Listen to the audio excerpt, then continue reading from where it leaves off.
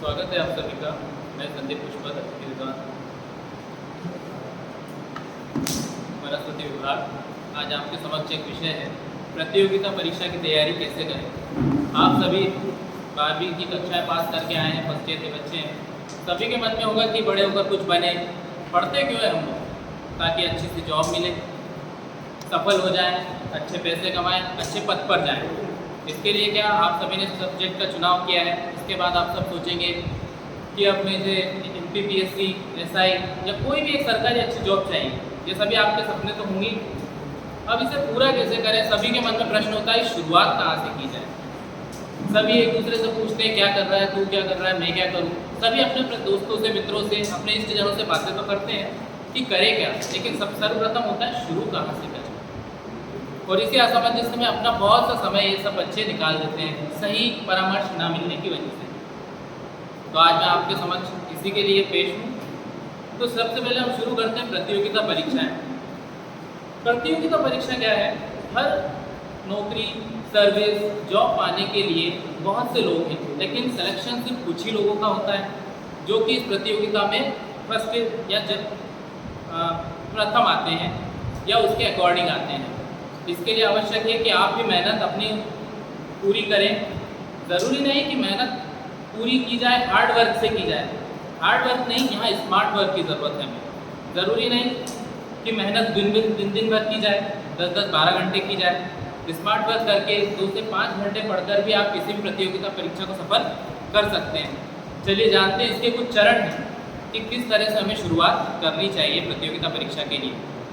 सबसे पहले पूर्ण मंत्र या मूल मंत्र इसका यही है प्रतियोगिता परीक्षा के लिए कि सर्वप्रथम आवश्यक यही है कि इसके लिए इच्छा, लगन और प्रयास ये हमेशा निरंतर इस व्यक्ति में बने रहना चाहिए।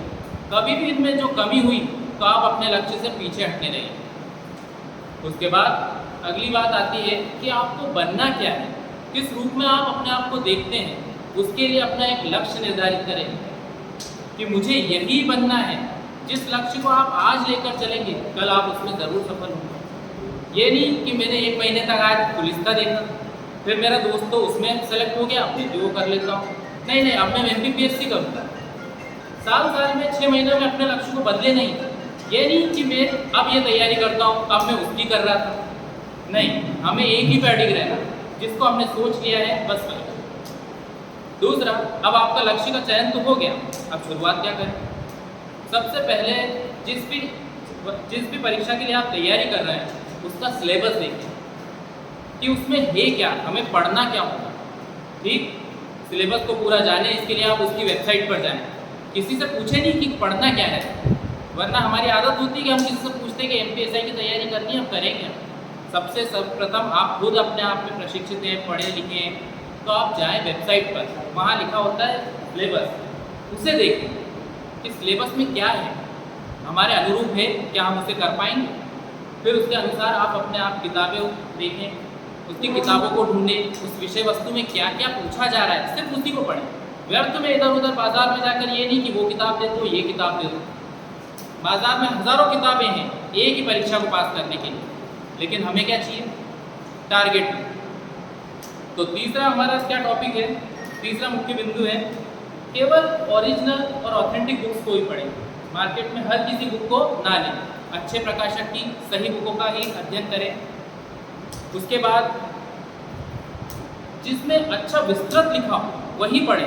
ये नहीं कि 4 पॉइंट है, हमने 4 लाइन पढ़ ली बस इसके बारे में। नहीं, जो भी हमें पढ़ना है विस्तृत पढ़ना होगा, क्योंकि पेपर बनाने वाले किताबों से पेपर नहीं बनाते हैं, इनका लेवल कई गुना हाई होता है। तो इस बात का आप ध्यान रखें। ठीक है, आगे आते हैं अब हम। जब भी आप पढ़ें स्वयं के नोट्स बनाएं। पढ़ तो आपने लिया है, लेकिन किस भाषा में आपने उसे समझा है उसे अपने हाथों से लिखें। समय आने पर उसे पढ़ें। ठीक है, इसके बाद रोज़ सुबह जब उठें तो अपना एक टारगेट फिक्स करें कि आज में मुझे इतना तो पढ़ना ही है। ठीक है, जब आप टारगेट अपना फिक्स करेंगे तो आप उसके लिए अग्रसर होंगे कि वो काम मुझे करना ही है, और अपने टारगेट पे पूरे रहें, उससे भटके नहीं। उतना काम तो आपको उस दिन में करना है, भले कोई भी परिस्थिति हो। ठीक, तभी आपकी सीढ़ी पे चढ़ने की वो पूरी होगी। धीरे धीरे हम आगे बढ़ते हैं। आगे बढ़ें, पढ़ाई के लिए नियमित होने की ज़रूरत है। सबसे पहले अपना टाइम टेबल बनाएं, फिक्स रहें कि जो मैंने टाइम दिया है उस टाइम पर वही काम करूँगा।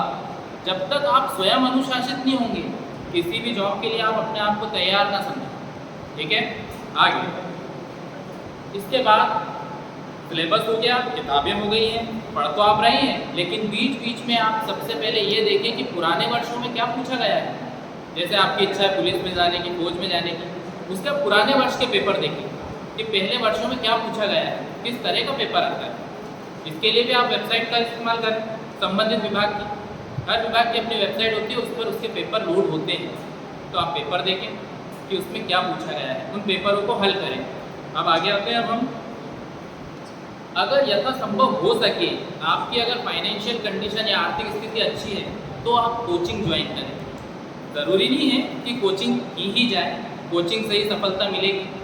कोचिंग करें, इससे आपको क्या होगा, एक मोटिवेशन मिलेगा कि कितने लोग पढ़ रहे हैं, कैसे पढ़ रहे हैं, कैसे पढ़ना है, वहाँ और अच्छे लोगों से आपका सामना होगा। कभी कभी ऐसा घमंड हो जाता है हमें पढ़ते पढ़ते कि हमें सब कुछ आता है, तो आपका स्वयं मूल्यांकन हो जाएगा इनके बीच बैठने से कि वो तो इतना पढ़ रहे हैं, इतना आगे निकल चुके हैं। ठीक है, तो ये मूल्यांकन के लिए भी कोचिंग आवश्यक है, इतनी भी नहीं, अगर आप चाहें तो करें, ऐसी कोई बाध्यता नहीं है इसके लिए।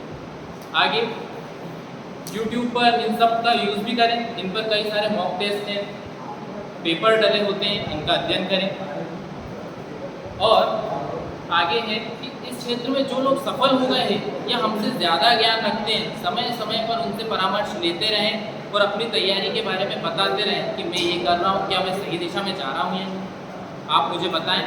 ठीक है, उनका परामर्श सदैव आपके लिए हितकारी ही होगा। आगे आते हैं। अब हम मोबाइल सभी यूज़ करते हैं, पढ़ाई के लिए अभी आवश्यक सा हो गया है, लेकिन इसका यूज़ सही दिशा में करें।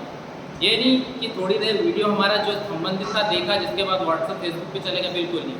अगर आपका लक्ष्य पक्का है और बनना है तो इनका त्याग करना होगा। मोबाइल को सिर्फ पॉजिटिव वे में ही यूज़ करें, अन्यथा आप लक्ष्य से भटक जाएं।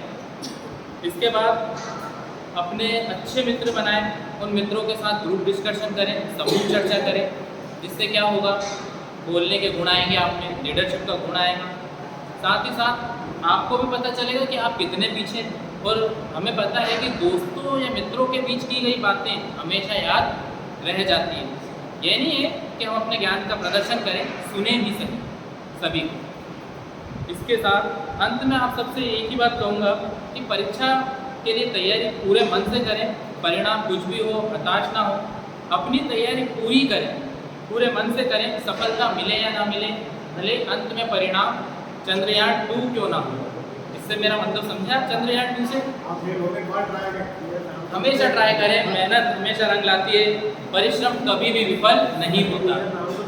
और ये लाइन जो थी चंद्रयान 2 जो कहा गया है मेरे परम पूज्य गुरु जी श्री गर्ग सर के द्वारा कहा है, और इसको मैं अपने जीवन में उतार चुका हूँ।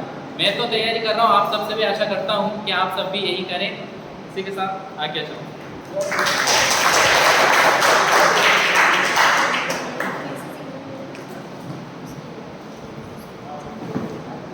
बहुत बहुत धन्यवाद। प्रतियोगी परीक्षाओं की तैयारी कैसे करें, बहुत महत्वपूर्ण विषय, क्योंकि